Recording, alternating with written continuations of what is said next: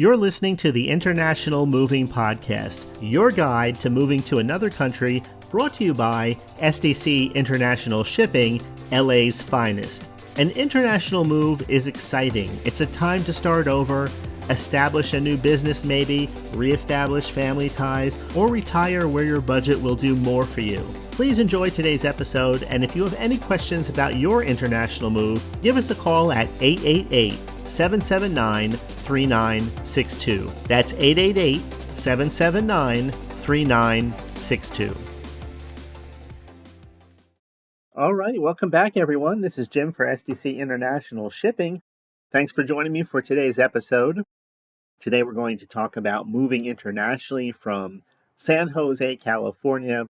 So I decided to focus a little bit on specific areas of California for a few podcast episodes, simply because there are quite a few people moving from California. Not only that, but there are specific areas that residents seem to be moving to, depending on where they're moving from in California. So today I want to focus on San Jose a little bit. San Jose, California is beautiful. California is a beautiful state to live in. If it wasn't for some of the things that happen in California that we're all aware of, like, the wildfires and problem with the electrical grid, cost of living. I mean, those seem like huge things, and it seems like I might be joking about it, but California as a state is a beautiful state if you just look at it for what it has to offer. You can go to the beach, you can be climbing a mountain and be in Las Vegas all in the same 24-hour period. There's not too many states as diverse as that goes. And there's some really beautiful countryside. California is a beautiful state. But of course, if you have a situation that is not to your liking, if you're struggling to pay rent or mortgage or the high cost of living, then you have to weigh the pros and the cons of staying wherever it is that you are. And that's true for wherever you live, not just California.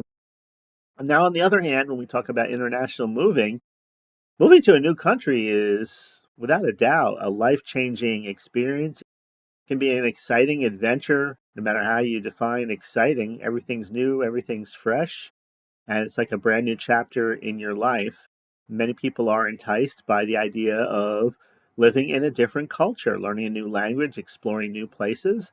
Right now, for those who are leaving the San Diego area in search of a new life overseas, Spain, Portugal, and Mexico seem to be among the popular destinations here in early 2024. People even just looking for a change of scenery. There's many reasons why people are drawn to places like Spain, Portugal, and Mexico who are leaving San Jose, California. There's a warm climate and beautiful scenery in all of these places. Spain, Portugal, Mexico all have a rich history, affordable cost of living. There's an opportunity to learn a new language. Some people find that daunting, other people find it exciting, and I guess there's everything in between. You have a chance to experience a different way of life. Some lifestyles are just particular to certain areas. I know there's that busy type of lifestyle that you find in the Northeast. You find that in just about every country, depending on what area that you're in. But then there's other ways, there's other lifestyles that are most definitely more laid back. And I remember hearing an interview just the other night with some doctors that were working in a busy city, and some people asked them if they hit the lottery or they suddenly struck it really rich, would they continue to practice medicine? And 50% of them approximately said absolutely not. And the other 50% said that they would, but they would do it on a part-time basis. And of course, the reason why they were all practicing medicine to begin with and working long hours was because they needed the money to fund their lifestyles. And so if you want a certain lifestyle and you want all of the extras, all the bells and the whistles, well, of course, more often than not, you're going to have to work and work hard for it, work long hours, no matter what profession that you're in. But anyway, let's talk about planning a move to another country. Let's look at some of that. Let's talk about some of the reasons, some of the attractions that people are looking at when they're talking about the potential of relocating to a place like Spain, Portugal, Mexico, and other countries. So if you're planning a move internationally, there's several things that you need to consider to ensure a smooth, stress-free relocation for yourself. And it all starts with research. Some people might say, well, you can never do enough research. I understand what they mean when they say that. But sooner or later, you have to enter the stage where you're putting the research into the rearview mirror and you're actually going to go ahead and plan your move. So I guess that's different for everybody. But if you're doing the research, you want to learn a little bit about the culture of where you're going, their customs, and their language, of course, if it's not English, or maybe Spanish is a language that quite a few bilingual people here in the U.S. speak English. Spanish is a very popular combination. But it's one of those things that you really want to be aware of if you're not speaking the native language of the country that you intend on relocating to.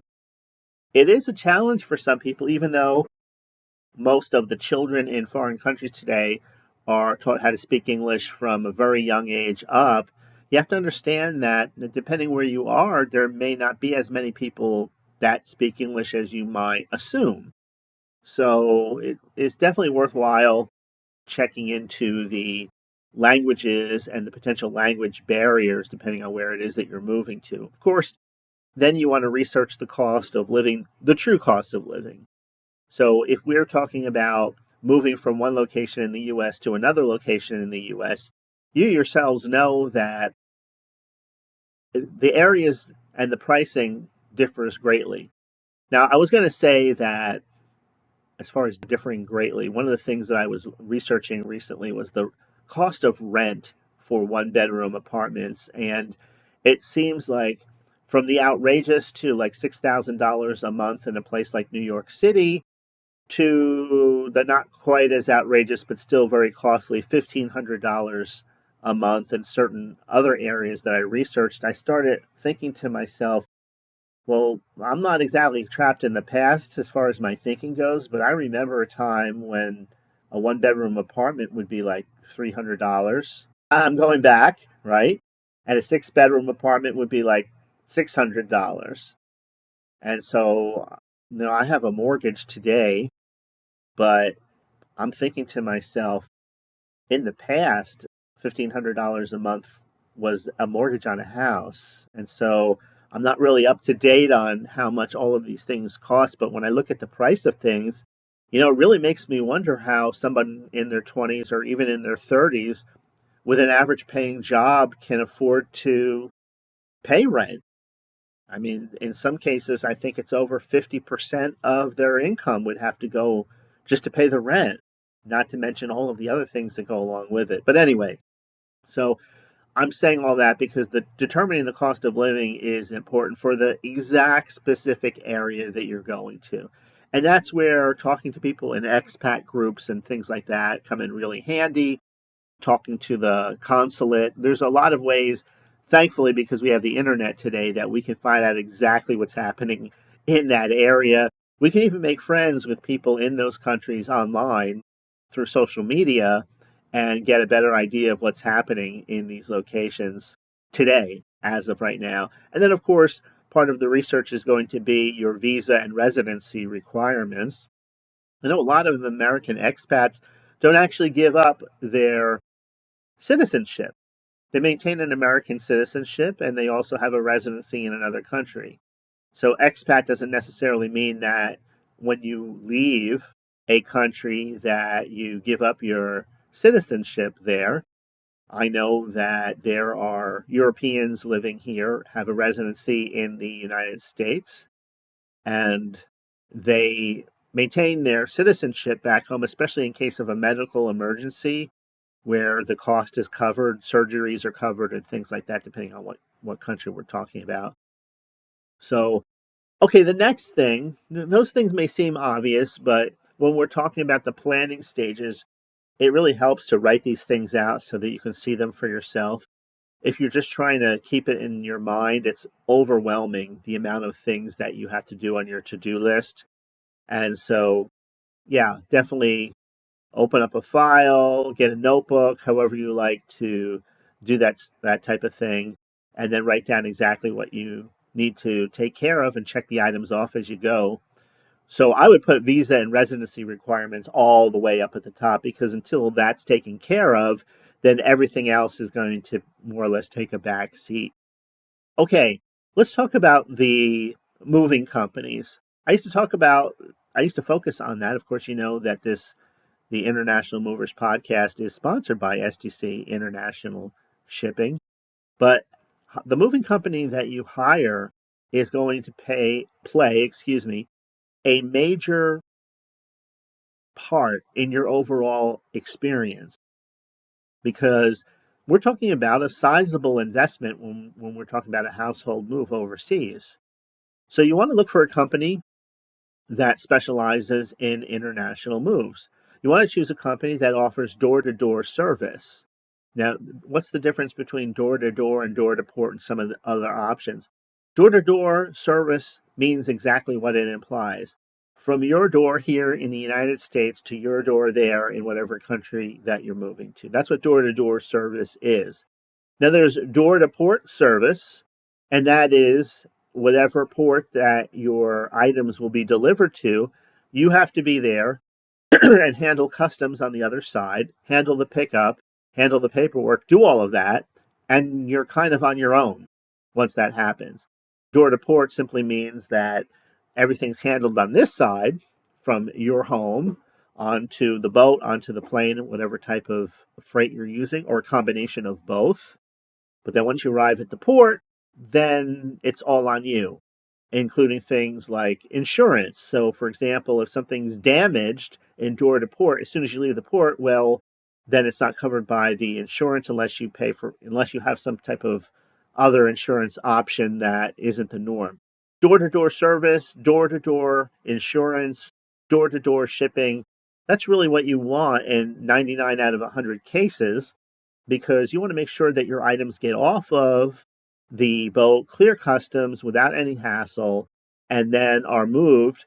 And the nice thing about working with an international reputable moving company that specializes in international moves is because the people in the destination countries are already used to working for that company. When they know that you're doing it on your own, then there's going to be extra scrutiny there. The process will potentially be slower because they don't know who you are. But in a case like using someone like SDC International Shipping, they know who we are because we're doing these moves every day, every week, every month. So whoever you hire, consider hiring a company that has experience with moves to your destination country. Okay, next is the moving budget. You have to determine how much money you're going to need to pay for the move. That includes the services, the living expenses in your home abroad, your startup fees. Sometimes people want extra money when you're coming into a new area that you haven't been before. It's just like when you move to a new place here in the United States, all of the things that go with turning things on for the first time, putting things in your name for the first time. So there's the moving, that all of that goes into the overall moving budget, the experience door to door. And what we mean is once you get inside the house, making sure everything that is working and in your name that needs to be working and in your name, the water's turned on, the electricity's turned on, everything is set. Next, you want to make sure that, or one of the things, you don't have to necessarily do it in this order, but you want to make sure you have all of the right documents that you're going to need. So that includes visas, passports, work permits. You want to have all of that available, and you don't want to have that in a box somewhere.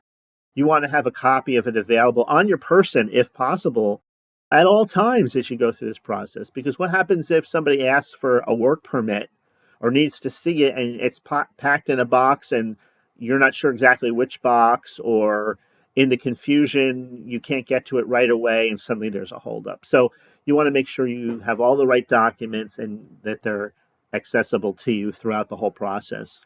All that happens, of course, before you leave. Next, we have the packing and the labeling of all of your belongings. If you haven't done this before, seriously consider hiring a professional packer. If you hire us at SDC International Shipping, we have professional packers that specialize in just that. we're not limited to, standard size boxes or packing items or that kind of thing that maybe you would be limited to if you were going to do all of the packing. For example, if you have specialty items that need to be secured in custom crating, we will create and build that for you. And so that's the difference between doing it yourself and hiring a professional packer. We'll make sure everything is packed properly. Again, this is something we do all the time.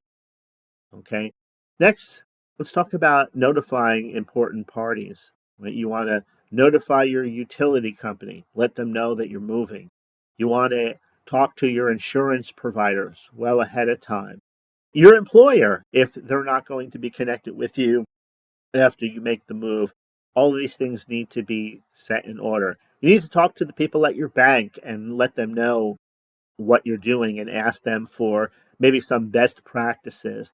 You want to let all of your friends and family know what your new address is, what your new numbers will be, all of those things if necessary, because you don't want to leave these things to the last minute.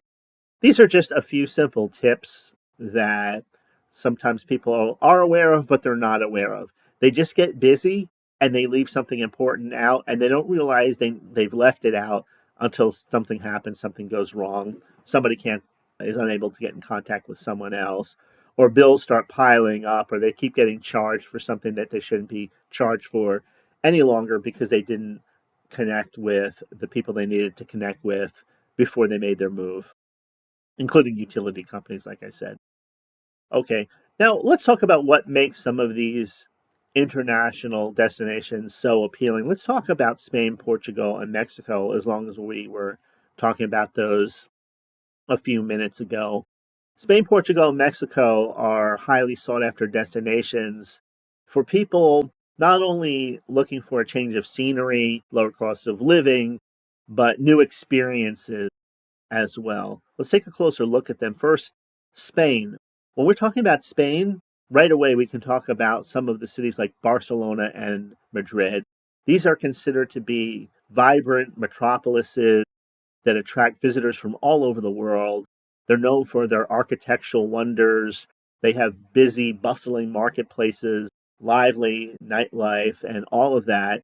Barcelona has a unique blend of Catalan culture and modernist type architecture, whereas Madrid boasts just a wide variety of world class museums and a very busy street life. It used to be, now this is going back 20 years ago. I don't know if it's changed or not. Madrid, especially, I believe, was considered to be the pickpocket capital of the world. I was talking to some transatlantic pilots that were saying that if you go in Spain, make sure that you, especially men, keep your wallet in your front pocket, not in your back pocket. That was a long time ago. That may have changed. There would probably be, looking at 20 years ago, right? It'd probably be like a new generation of pickpockets if that remains. I don't hear too much about that in the media, but it was something that stuck with me when I heard it. That aside, we can't judge the whole city for that. I know that there's theft in every city, right? There are pickpockets in every city across the world. So, but Spain boasts some of the most beautiful beaches and coastlines in the world. There are areas like Costa del Sol, Costa Brava, and these are places that the beach lovers just are, they throng to these areas with beautiful sand, the crystal clear waters, the picturesque coves. All of that is available. Spain has a rich history and a rich culture, really fascinating. You can see landmarks and traditions from centuries ago. The Phoenicians, the Romans, the Moors, everybody seems to have like a fingerprint that you can still see in the country. And there's very historic sites there. There's an ancient Roman aqueduct in Segovia. And that those little things, if you like history, give you kind of a glimpse into the past. As far as cuisine goes, Spain is renowned and celebrated worldwide for its diversity and regional specialties. And the climate is very nice. Spain's Mediterranean climate ensures that you have nice temperatures, a lot of sunshine, and more of a relaxed outdoor type of lifestyle throughout the year. So if you're a sun type of person, then that might be definitely for you. Portugal also has beautiful beaches. It has a reputation that beach lovers around the world are well aware of. And they have dramatic cliffs, but coupled with those turquoise waters and hidden coves that you might see on some of the TV specials. And the country's western coast is also well known for its surfing and seaside type towns. You have historic cities like Lisbon and Porto. Portugal's cities are characterized by that type of old fashioned charm coupled with the architectural wonders. You have the cobblestone streets. Lisbon, the capital, has colorful neighborhoods. They have panoramic views from their hilltops, kind of like Los Angeles in that way, and some other places here in the United States come to mind. Porto is renowned for its port wine. They also have medieval architecture you can see, riverside promenades, and a very lively cultural scene. The cuisine is incredible. Some of my Portuguese friends have a restaurant locally here where I live. And so they make their cuisines here, so I get to taste them, made by actual people from Portugal. And so it's a kind of like a combination of Mediterranean, European, and African. It's a nice experience if you like that type of and who doesn't like a good flavorful dish that I'm not even adventurous when it comes to food. I'm kind of like a picky eater type of person. But even I like some of the Portuguese dishes that I tasted for the first time. And of course, affordable cost of living, that goes a long way, no matter where you're going today. You want to make sure that you're not kind of stretched. And moving is just one of those things where I hear a lot of expats say that they had a budget but they were able to stretch their budget, or they decided to stretch their budget because they could buy something in these countries that they were incapable of purchasing here in the United States. And so they wound up paying the same kind of they wind up having the same kind of overhead, financially speaking, in these other countries because they desire to increase the style of living. I don't know if that makes sense or not. A lot of times you think conservatively, I'm going to go to one of these countries, I'm going to pay less money.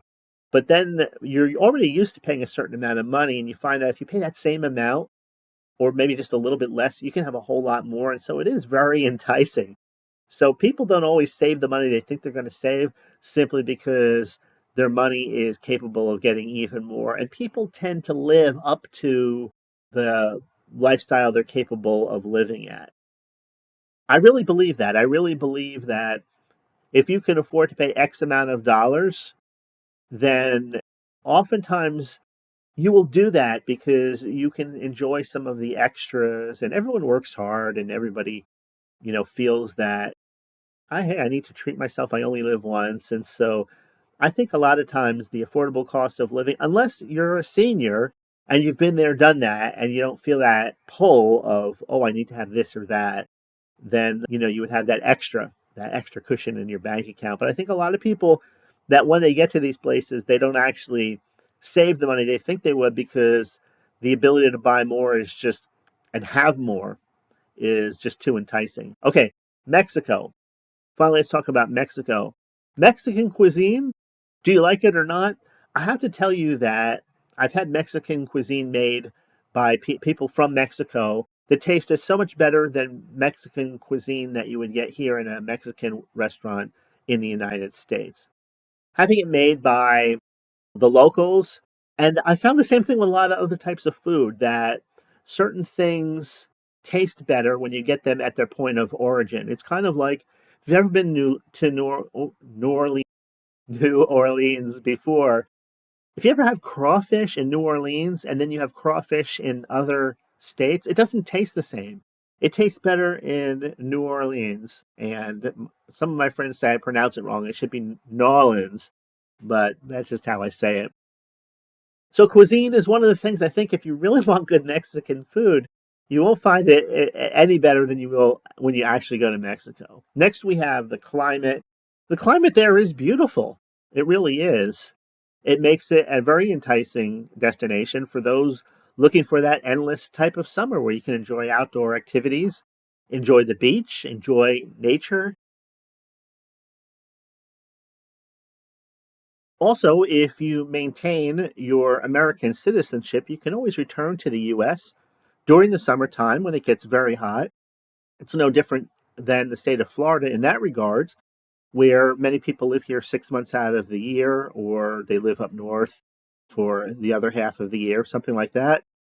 So you get the best of both worlds. You have in this case, if we're talking about Mexico, you have the affordable cost of living. Maybe you're there and kind of semi-retired.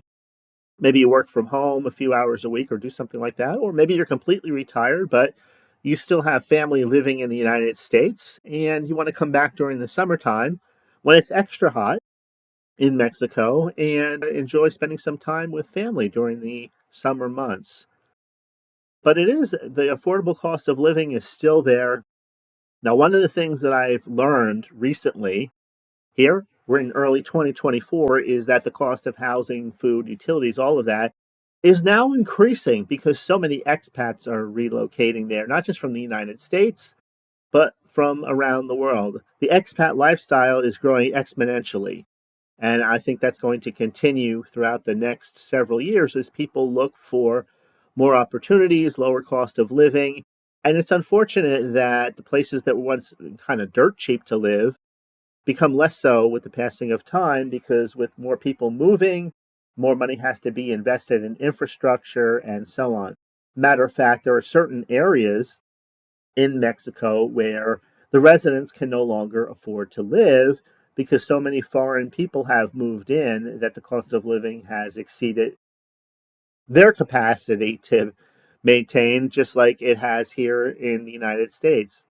Certain states, California, Florida, New York, a lot of people as they get older or they're on set incomes or they're in situations that they weren't in 10 years ago, 20 years ago. They bought when the price of housing was much lower, but as time passes, everything, taxes, insurance, get to the point where they struggle to maintain their lifestyle there. And with limited or not much of a chance of increasing their income very much, then their options become very limited. Oftentimes they relocate for the same reasons. So anyway, just to let you know, we here at SDC International Shipping deal with this each and every day.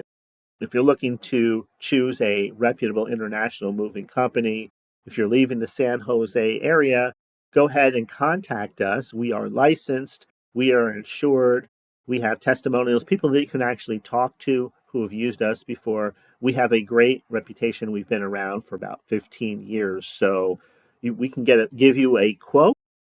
Don't be shy to ask for an explanation about pricing. Everything is itemized, nothing is hidden, and that's really what you're looking for or need to be looking for when you're choosing an international moving company. One that's licensed, one that has all the accreditation, is part of the International Association of Movers, is part of the Better Business Bureau, all of that. Don't be shy to ask for all that information. So, all right, that's about it for today's episode. I hope you enjoyed it. As always, if you have, please share the link with a friend, email it to them, share it on social media, Facebook, wherever you happen to be. So that's it for today. Have a great rest of your week, and I will see you in the next episode. We hope you enjoyed today's episode. Thanks for listening. Whether you're relocating within the country or moving to the other side of the world, we're here to help from start to finish. Connect with us today at 888-779-3962. That's 888-779-3962.